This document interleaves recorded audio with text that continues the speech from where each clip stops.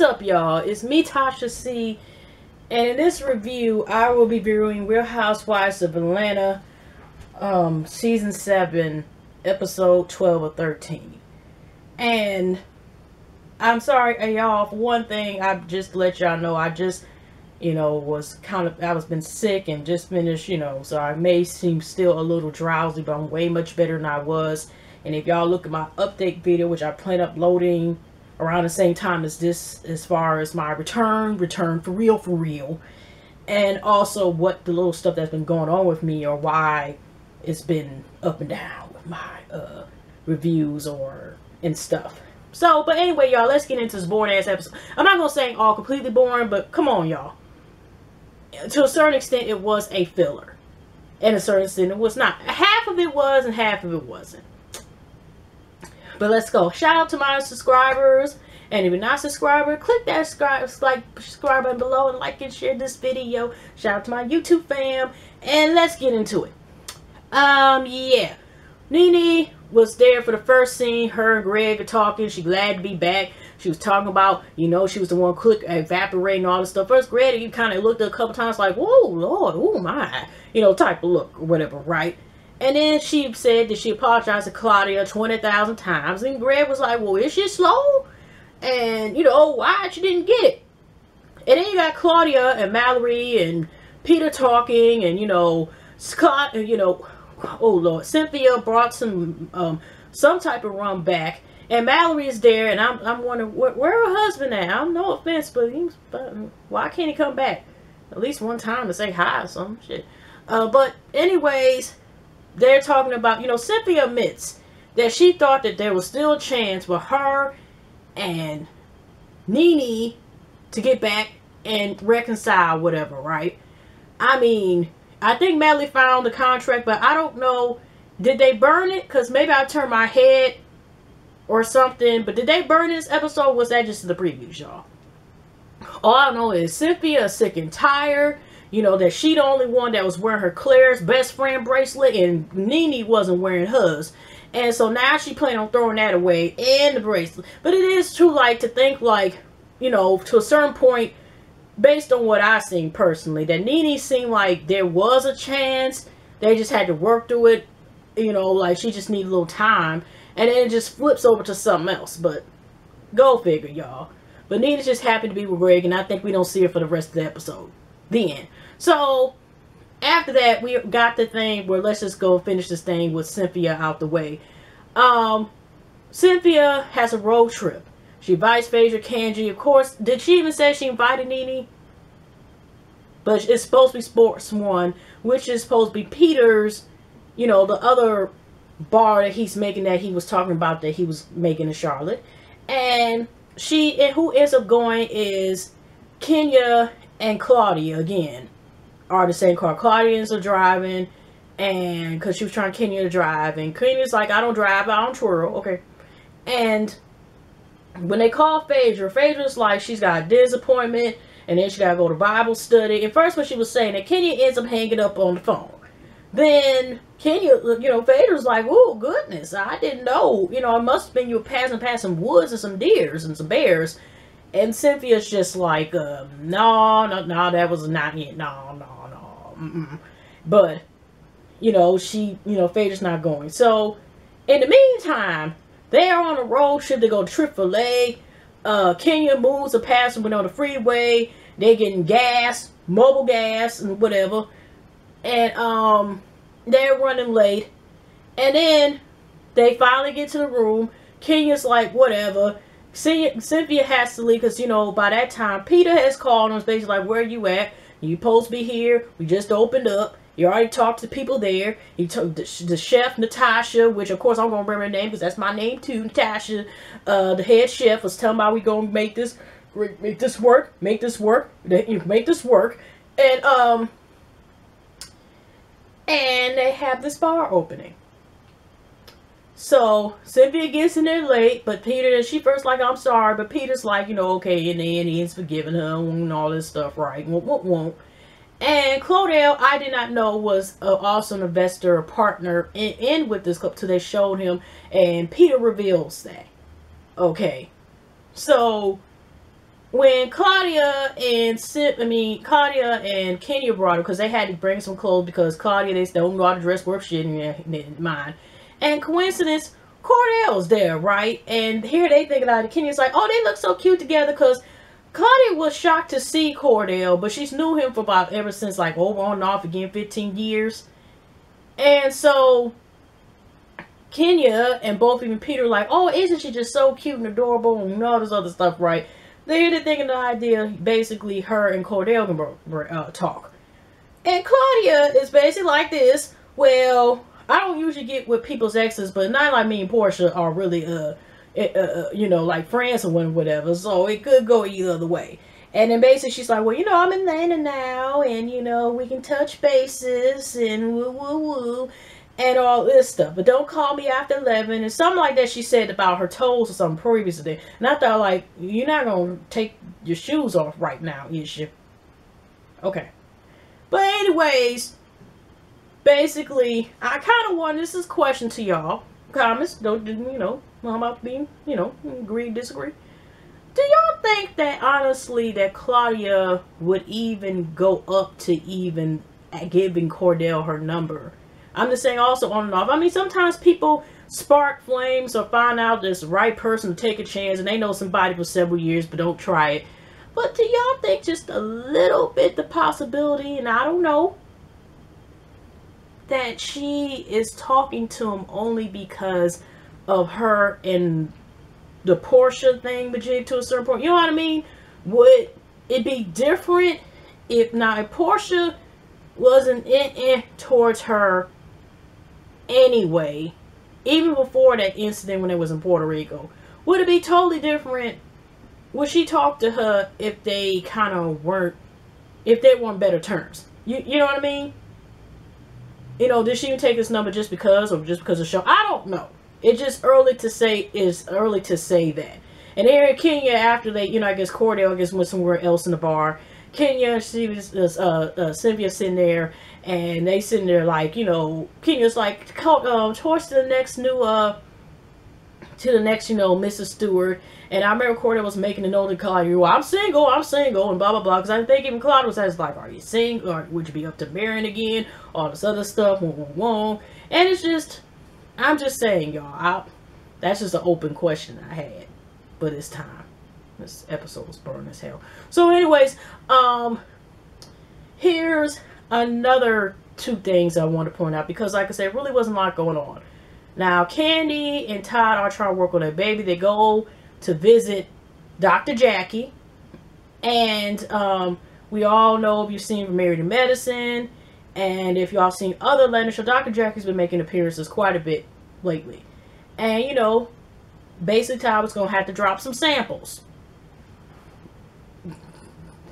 in the cup. So anyways, because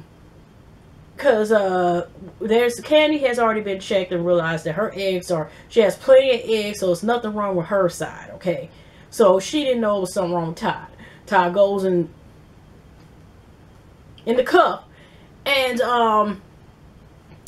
it's her, well, you know, before she even goes with this Dr. Jessica's samples, it turns out, I didn't know, or at least I didn't pay attention to, that Todd he just wear briefs, you know, briefs draws, something like that, and you know, he don't wear boxers. And you know, basically he, you know, what was the famous line for Notorious B.I.G., you know, wear boxers so my, oh, unbelievable, y'all, remember that? Wear boxers so my dick can breathe. That's pretty much what the doctor was explaining to him. You know, you gotta let your body there breathe and stay away from the liquor, eat healthier, all this other stuff. And so Kandi, you know, they about to start going to Whole Foods and getting everything from there, and or whatever's their version of Whole Food down in Atlanta, okay? So she's talking to Riley, who's about 6 feet now, is 9 and 12 years old. But it's kind of common nowadays with the stuff they put in the food, or kids nowadays. It's more common, even back when, in the 90s, when I was teenager, that, you know, I might, you know, I at least know a couple girls that were 5'11", just rounding off the nearest number. Your ass was 6 feet, okay? I was common to seeing girls then that was 6 feet. So common with her, even the way it is, I'm not surprised. They coming out, 2 feet tall when they come out of the mother's womb nowadays.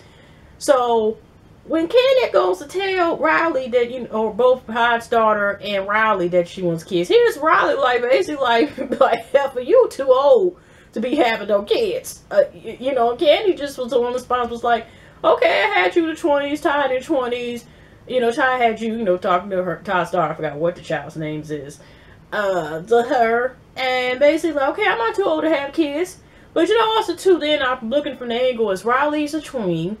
Kandi might ask her to try to change some diapers and stuff like that and everything and whatever, and that could be a reason. But then we kind of seen that she kind of changed, whereas when they were talking about baby names and she was making a calendar start, I guess, what she eats, or I forgot what she had Riley writing the calendar for.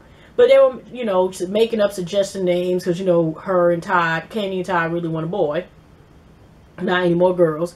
If God tells you, unless you want to take the risk of trying to do that, I'm going to predict. Well, don't they have that thing still out? What's that rumor about, you can get something so you can, make it where a child should pray and say, I want a healthy baby, blah, blah, blah. You get what you get. Okay, better be careful, or you might get a boy, but you might get a girl too, or two or three boys and have twins or triplets. I'm just saying. All right. So, they talking about Todd doesn't want a junior, but then they best one talking about they want him like Candace's last name is Bergs, I think Bergs or something like that, and stuff of that nature, right? So they were just talking about names and stuff like that, and also how Riley and the daughter, I guess they asked about Todd and Kandi asked how to get along. Riley isolates herself, and Riley I think was saying something along the lines of, the age difference and blah, blah, blah. And Kandi said she used to hang out with her brother even though they were almost 8 years apart. Okay. I hang out with my sister, so it just varies depending on the person. I hang out with my sister and she was old enough to have me. I was a generation gap. My parents had kids from previous marriage relationships, stuff like that. And they were teens and early 20s. They had me the late 30s, mid-late 30s, and my dad was in his 40s, okay? So imagine that, okay, how a couple times where it was common for people to think that some of my siblings were my parents instead of my siblings, okay? Or my parents, depending, especially my dad a couple times, because he kind of, at grave times was speculated to be my grandpa. But I'm one of my close siblings, whatever, I'm closest to my siblings, and like I said, they're old enough to have me, okay? But it just varies on the person. So she just like, it's just, I guess the generation gap. Well, we're not in the same lane, blah, blah, blah. It turns out Todd's daughter does not know how to drive yet. And they brought up an interesting point is because, she said herself was like, when I learn how to drive, I can't wait to learn how to drive or something. And Todd came, which is true. Now, it might be a little bit different. The girl was like, had a car and even offered Riley to want to go somewhere, blah, blah, blah. Then Riley might change her too. Who knows? We'll see. To be continued. Okay, and that's how that ended. And they had like an extra scene that they took down, when they be driving the go-karts inside, how now it's come popular you drive the go-karts and stuff everywhere. And they had it where they had bought Todd a car surprise for his birthday, some green car he wanted, and that's then with them. Now the last part, Phaedra's mother is starting to appear a lot through this season, I noticed. And they're talking about basically the timeline or the countdown to Apollo, before he has to turn himself in and serve his prison time. And, Phaedra's ready to be done and over with. She's worried about her kids. And her mom's just like, it'll be okay. And, Phaedra's like, because she was talking about the trip. And interesting, we all know that her and Nene have gotten like this. And, Nene has helped her as far as pointers and raising Showman after going through like when she had a divorce with Greg. And it's kind of like, it's interesting enough that they became friends. Consider how much mad stuff, let's be for real, that Nene was talking about her, about her being the head doctor and shit last season and how she didn't know her. And all of a sudden, Nene has ran out of this amnesia that now all of a sudden she knows her and everything. Okay, I don't even know what these slave babies is, and we don't know what goes behind these cameras, to a certain point. We can only go see what we see. And so, anyways, she was saying she had a good time, I think, with like Nene, Phaedra, and Kandi and stuff like that. And the mom was like, that's nice.